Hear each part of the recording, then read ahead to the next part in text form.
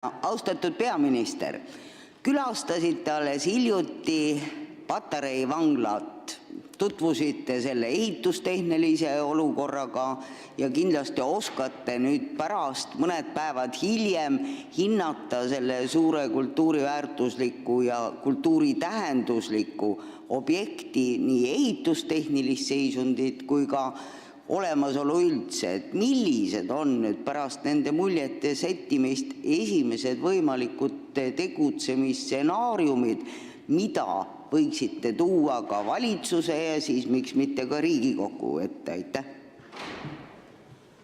Aitäh, hea küsija. Kui lubate, siis ma kasutaksin sõna merekindlus, aga me räägime ühest samast objektist. Jah, teil on õigus, tegemist on väga suure ajaloolise, kultuuriloolise, ma isegi julgeks öelda, et arhitektuurialase objekti ja kinnistuga. Ma arvan, et ei ole ka vähetähtis see, mis on tema selline geograafiline asend või asukoht, et kui meil on üks ansambel, kui me tahame seda ansambliks nimetada, kus on lennusadam, kus on merekindlus, kus on sealt edasi kultuurikater ja linnahall ja seesama merele avamise ideoloogia või idee, mis on olnud, et see on tähtis. Kui mul oleks siin võtta nüüd mõni päev hiljem, kui ma käisin tõesti riigihaldusminister Jaak Aabiga merekindlust kaemas ja vaatamas siit välja varukast hea lahendus, ma teeksin seda. Seda ei ole hetkel, seda head lahendust ei ole ja kui me olime seal koos, siis ma Riigi Kinnisvara inimeste ja spetsialistide käest küsisin, et kui me võrdleme nagu tänast seda suurt uut ministeeriumi või mida öeldakse superministeeriumi, siis lihtsalt nagu mõttes tuleb arvestada, et põhimõtteliselt see ruutmeetrit, ehituslike ruutmeetrite arv on enam-vähem, natukene on see merekindlus väiksem, kui seal teha need sisehoovid ehitada kinniseks, et see on tõesti tohutu ruutmeetritega kompleks, et mis on need võimalused, kabinet tõesti seda arutama peab oma nõupidamisel. Investeering on circa 100 miljonit eurot, et see korda teha, kas seda teeb avalik sektor või seda teeb erasektor, kui seda teeb erasektor, kas läbi hoonestuse või läbi müügi ja kui me ütleme ühiskonnas, meil pole tegelikult selle jaoks parimat ideed, mida hinnata ka 50-60 aasta pärast tagasi, siis tuleb see konserveerimine maksab Eesti riigile, Eesti maksumaksjale suurusjärgus 3-5 miljonit eurot. Krista Aru, palun.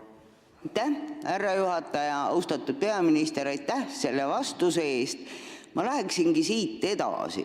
Nende kultuuriväärtuslike objektide põhimõttelise muinsuskaitse ehitustehnilise kas siis konserveerimise või rekonstrueerimisega selgus, et Riigi Kinnisvara Aktsiaseltsil, kes on tegelikult ju loodud selleks, et riigi kinnisvara saaks võimalikult hästi, vajalikult hooldatud ja edasi arendatud, puudub tänase päevani muinsuskaitseliste objektide selline kindel majandamiskava.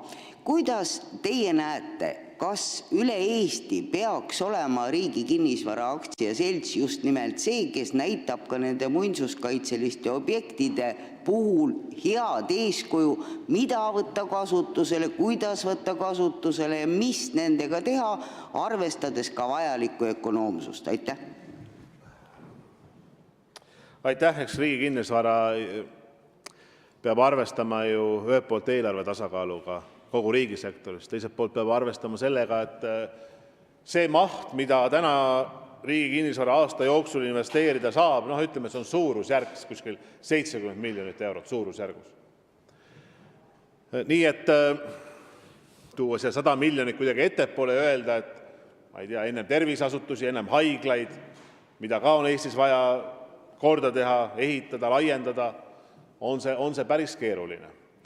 See, et me oleme nende heas mõttes, ja ärge lugege siit välja kuidagi negatiivset suunda, aga heas mõttes muinsuskaitse aluste objektidega alati olnud päris keerulises seisus, vastab tõele. Et ma toon teile sama näite, miks ma ütlesin, et pole siit varukast tõmmata seda lahendust. Linnahallile otsiti, ma julgeks öelda, kuskil 18 aastat lahendust. Ja tegelikult see lahendus oli päeva lõpuks on see, et avalik sektor, pean siis silmas riik ja linn, on leppinud kokku ja suudavad teha sinna rahvusvahelise konverentsikeskuse. Otsiti samamoodi erinevaid lahendusi, küll 1 krooniga, ma ei eksi, just 1 krooniga müüki 90. aasta lõpus, 2000. aasta alguses, kui seda, et paneme konkursile ka kõrval olevad maatükid, äkki tuleb sinna investor. Tulemus on 0 tänaseks.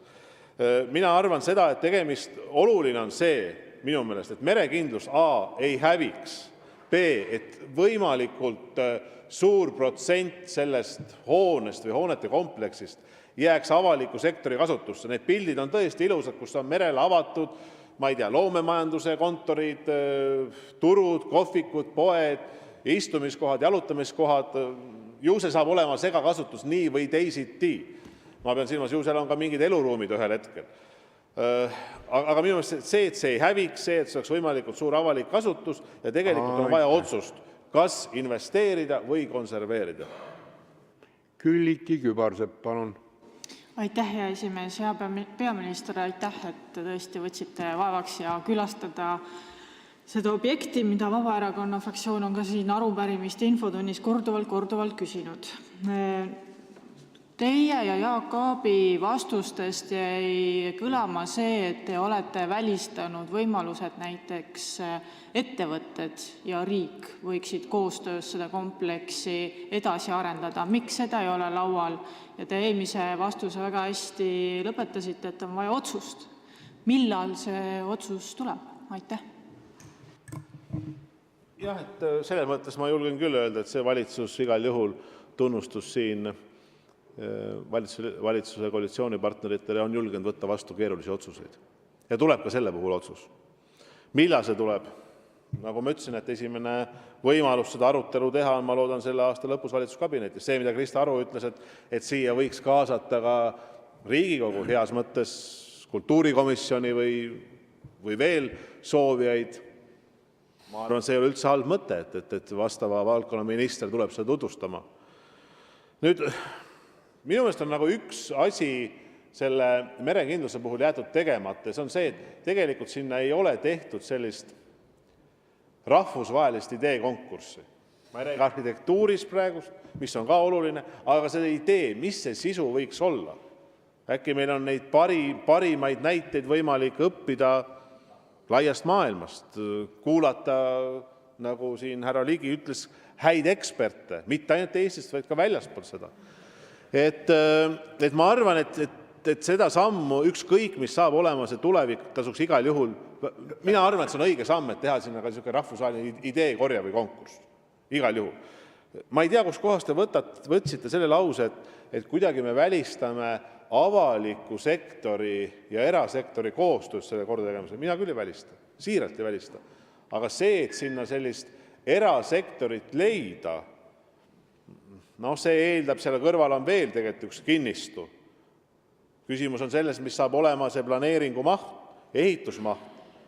Ja kindlasti, kui erasektorit sinna merekindluse korrastamisse leida, see kõrval olev kinnistu, mis on hetkel tühi, tuleb igal juhul võtta ka mängu ja lauale. Sest et seal on erasektoril on vaja otsest nagu majanduslikku huvi või ütleme kasumi teenimise võimalus, kasutegurid. Aitäh.